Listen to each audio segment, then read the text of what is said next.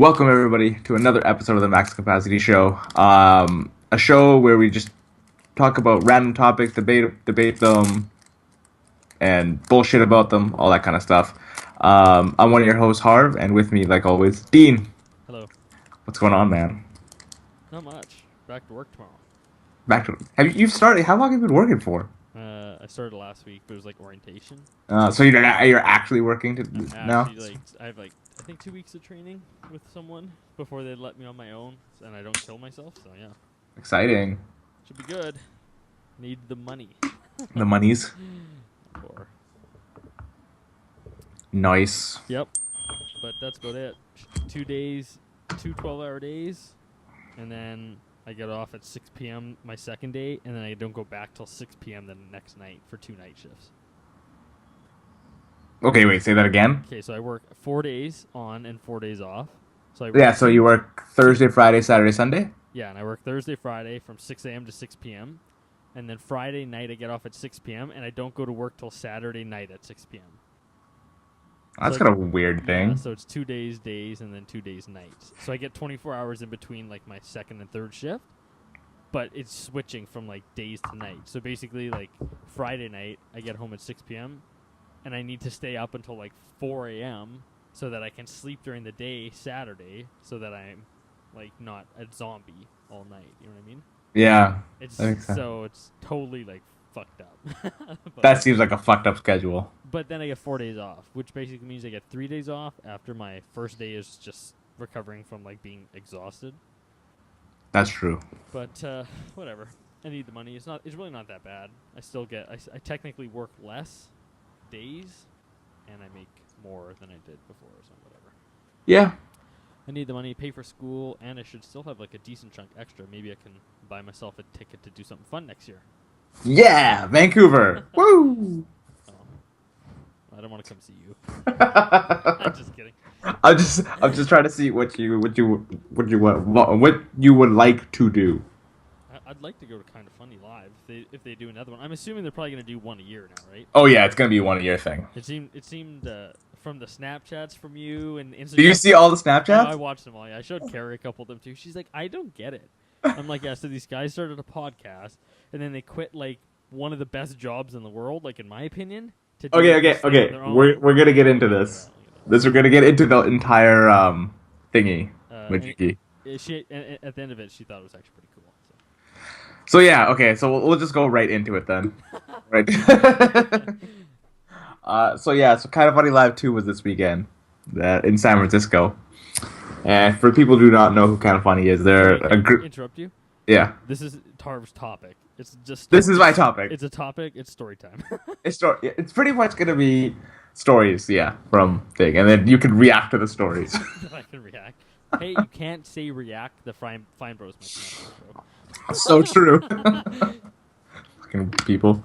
Kind of Funny is like a group that kind of branched off from IGN, Greg Miller, Colin Moriarty, Tim Geddes, and Nick Scarpino, with Kevin also.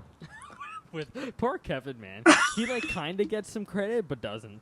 Yeah, even though he's the one that runs the entire operation. He probably does In a more way. actual work than everyone else. Yeah, like sure he's not the on-camera personality, but like he's the technical guy. Like he does it all. You know what though? Whenever I'm like listening to the podcast and he laughs in the background, it's the best part of the whole thing. Dude, I have a ringtone of his laugh. His laugh is like literally like the most infectious, like sincere laugh ever.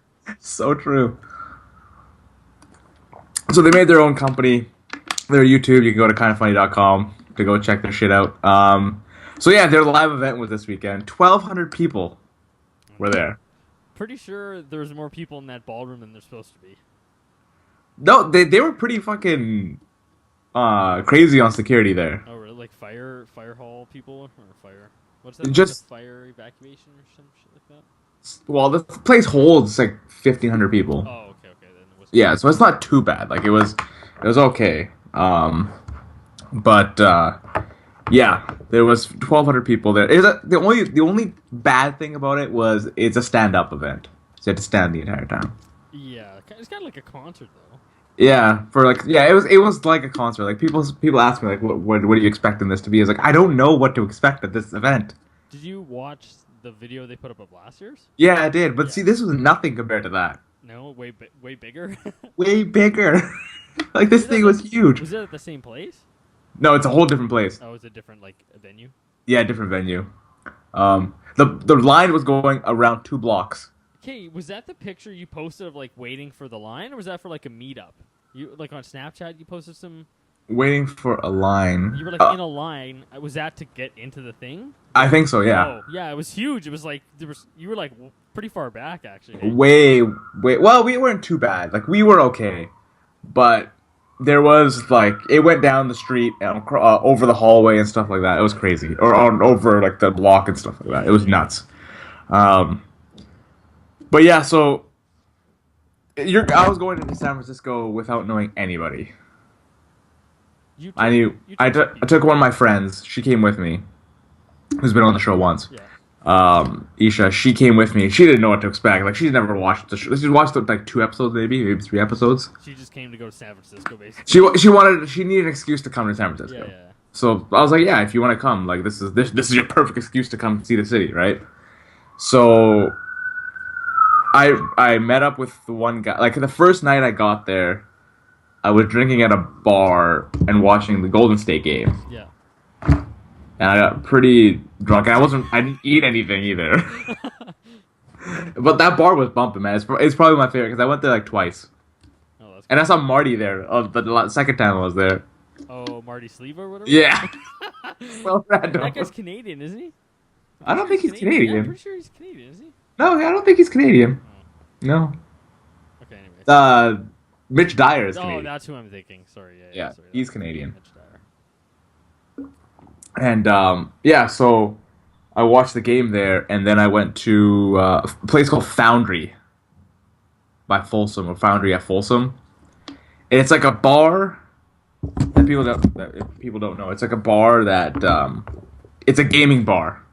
Yeah. So they have a whole little section of just League of Legends stuff. So they're like 10 computers sitting there. So people just play League there. And then on the big screen, there's Mario Kart happening. So people are playing Mario Kart. And then next to it is Street Fighter and stuff like that. And then you're drinking at the same time. In the middle of the entire thing, there's beer pong going on. That's awesome. So it's pretty cool. And then there was probably 30 or 40 of us there. And then Greg ended up coming there because he fucking comes to everything. Did he like say he was coming there or just show up? He just showed up. And people went like nuts? Well, yeah, because everybody's like, just like talking to him, taking pictures. And then we did Pony. Like he has a video of 30 of us doing Pony, the song. Pony?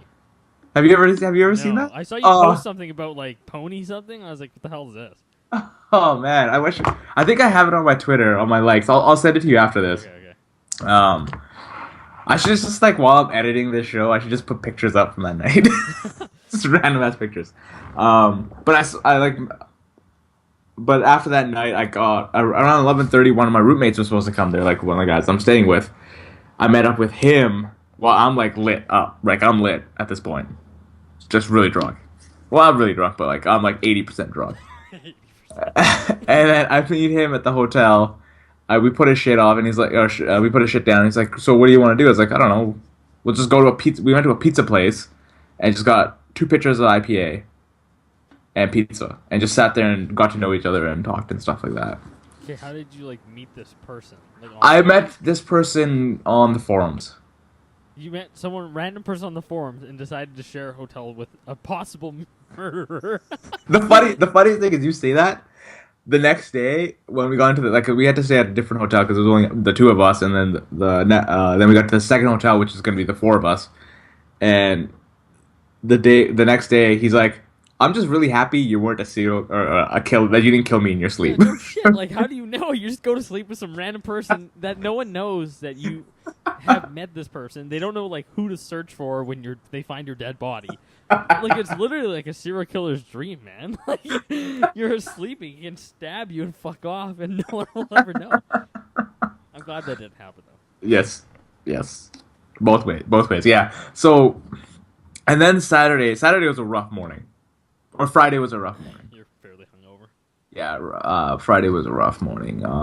But Friday was fun because like we just went around different places where we could meet up people, and then we went to this place called 21st Amendment, And it was just me and him, and we just walked there, and then we met up with like 5 or 6 people, and we had a core group of like 12 people that weekend. All random people that you just met. Yeah, all random people we just met, and then we pretty much were rolling around with those 12 people.